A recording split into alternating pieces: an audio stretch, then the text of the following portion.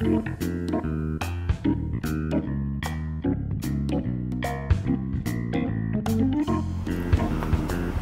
guys, welcome to another one of my videos. Today I'm going to be talking about sleep training. Yeah. Oh, the dreaded sleep training. So with sleep training, there are different methods. My son is just turned 7 months and I decided to sleep train him when he was 6 months, when he started eating solids. People decide to sleep train for a whole host of reasons. I'm going to be traveling soon and I'm not going to have help like I do at home, and I'm going to be working a lot of long hours during the day, and I need some good sleep, and he also needs some good sleep so that he's not as cranky during the day and all that good stuff. So I decided to sleep train him because he got into a habit of I couldn't put him down and he would fall asleep. He would have to fall asleep in my arms. He would have to fall asleep in someone's arms, and like, I mean, a deep sleep. You know, it's the kind of thing where you'd put your baby down slowly, like a grenade that's gonna go off, and then you drop him and you're about to move and it's like because he knows he's woken up because he can't feel your warmth. So, you know, and then just, you know, put him down at 7 something, he'd wake up at 8, then you spend the next 3 hours trying to put him down, didn't matter how much he ate and all that kind of stuff. Also, he was used to me breastfeeding him in the middle of the night, like a comfort thing. So I decided, you know what, I'm gonna do this, and I wanted to do this a bit earlier. Here you can actually do it from 4 months, because I didn't want it to be a case where he could crawl or walk, because the older they get, the harder it gets, because they've learned a habit. So imagine you're trying to sleep train your child, and your baby is getting up and is trying to open the door because they don't want to sleep. You know, that's a whole different kind of fish. So I just want to tell you about what I did. Now, I did the cry out method. Oh. There's no right or wrong, let me put it that way. But what I would say is, if you want to do the cried out method, you have to be strong-minded and strong-willed, because your child will break you. Their crying will break you. You don't want to see your child suffer, hear your child suffer. My phone is ringing. Just cancel it or something. I'll call them back. Okay. You don't want to see your child suffer, so this noise. Oh.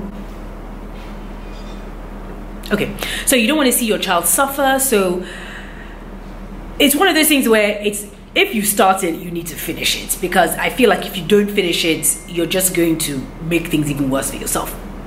So you do that. You should also have your spouse on board, because if one of you is faltering and is like, oh, this is not a good idea, oh no, the baby's crying too much, let's go pick him up, then once again, that's like going backwards. So what I did was I decided it was good. My husband decided it was fine, and I enlisted the help of a sleep trainer type thing, because I thought it wasn't really that I couldn't do it myself. It was one of those, you need someone when you're gonna be broken to say, Dolapo, no, you're doing the right thing, it's okay, it's okay. So she's from, okay, I haven't asked her permission, but okay, the Mummy Clinic. If you go on Instagram, the Mummy Clinic, just type in the Mummy Clinic and she can help you. So you can get in contact with her, and she has different sort of packages or whatever. So I decided to enlist the help of the Mummy Clinic, and I also read up about what I was supposed to do. And I think that is really, really key, because you know your child, you know their habits, you have that instinct with your child. So the person that's helping you and is guiding you, who's helped a whole host of mothers, so that person has that experience, might tell you something, and that's also to spur you on, and it is good support. So she was really, really, really good with supporting me. And you know, there's even a time where, I don't want to say that we almost had an argument, but I was upset because, you know, he was crying, and you know, and I was like, oh, but I thought you said, you know, and all children are different. So, and she was really great, really graceful, and she, you know, she just kept sending me messages during the day, am I okay? And you know, I just honestly, the Mummy Clinic, you know who you are, thank you so much. You were really, really, really a lot of help, and you really, really supported me, so thank you. So what I will say is, so if you don't have anyone to help you, that's fine, just read up on it so that you know the different possibilities and the different ways to sleep train. So with sleep training, what you do essentially is that you get your child for bed, you have a routine, especially around bedtime.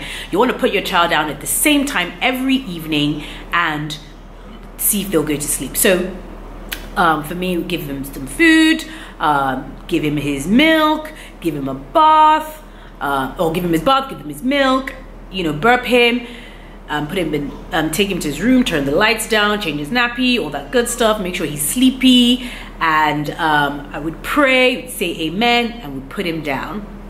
And this is me and my nanny, and he started crying. This is day 1. Now, the mommy clinic, the lady was helping me, told me that I should stay in the room. And I had read the different methods. You can stay in the room, you can stay outside the room, you can do the shushing method where you're there and you're patting their back, you can sit by the crib. They're different things. So what I decided to do was the method where you go in at different times. So you'd leave him to cry for 5 minutes, and then you go in after 5 minutes. You come back out, and then you would lengthen the amount of time that you would go in to check up on your baby. So I would now go in after 10 minutes, come back, go in after 15 minutes. Now, the reason I'm saying every child is different is because that sounds great, right? You know, you're checking in to make sure he's okay and whatever. For my son, that was the worst thing, because I would go in to shush him, pat his back, and the screams when I left were like 10 times worse than the beginning. And those screams were terrible. He was like howling. Like it was like someone took a knife and was stabbing me. And I just thought, what am I doing? Is this the right thing or whatever? You know, I felt really bad. So that's why I say you have to stick with it, because you will want to just give in and say, no, it's okay. So I'd also read that your baby can throw up, that, you know, they cry so much they throw up. And it's a good thing I read that, because if he threw up and I hadn't read about that, I would be like, oh my goodness, the world is coming to an end, that kind of thing. So luckily, well, not luckily. So anyway, he cried. They say they'll cry for an hour. He cried for an hour. So day 2. Day 2, did the same thing again, did the whole routine, put him to bed. He started crying again. After 40 minutes, and he was literally, I swear, he looked at me, he was crying, and he was giving me a dirty look like, save me, mommy, save me. And I couldn't. I just looked at him and I was like, you're gonna be okay. Day 3, he cried for 25 minutes. Day 4, he cried for 10 seconds. Yep. Day 4, he cried for 10 seconds. I couldn't believe it. And he's awake when you're putting him down. It's not like he's asleep and then you put him down. So anyway, do you know how to put that thing on silence? Okay. So yeah, day 4, he basically didn't cry. And I was just like, so day 4, he fell asleep. And he's like wide awake. So you put him down, he cries, and he falls asleep. And I just thought, wow, this is amazing. So but it's not plain sailing, you know. The other thing is, if your baby wakes up in the middle of the night, you have to do the same thing till they're kind of meant to wake up. So there are times where, even now, like, you know, it's like how an adult sleeps. You wake up in the middle of the night.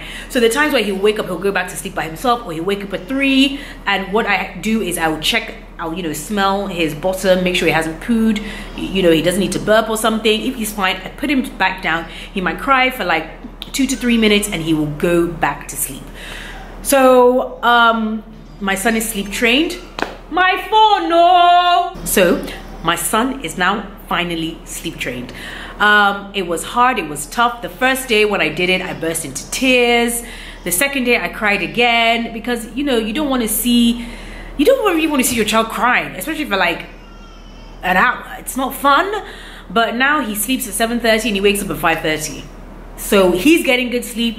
I'm able to do stuff in the evening. I'm able to, you know, 5:30 is very early, but trust me, beforehand, we'd be going to bed 11 p.m. midnight, and it was rough. So I'm still tired, you know, but I am not where I was, and he's happier, I'm happier, and it's all good. So yeah, I hope those tips were helpful.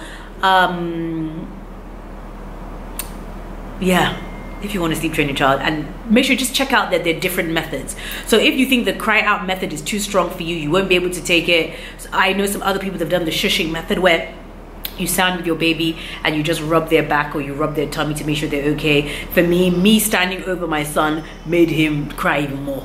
So it just was better that he thought I wasn't even in the room and we were just standing back watching to make sure he was okay. So I hope this has been really helpful, and yeah, I will speak to you guys soon. I really hope you're also enjoying the the interviews I'm doing with the other mothers about their different experiences. Please subscribe to my YouTube channel. Make sure you put your comments. Let me know if there's anything else you want me to talk about that I haven't already. God bless, and I will see you guys soon. Bye.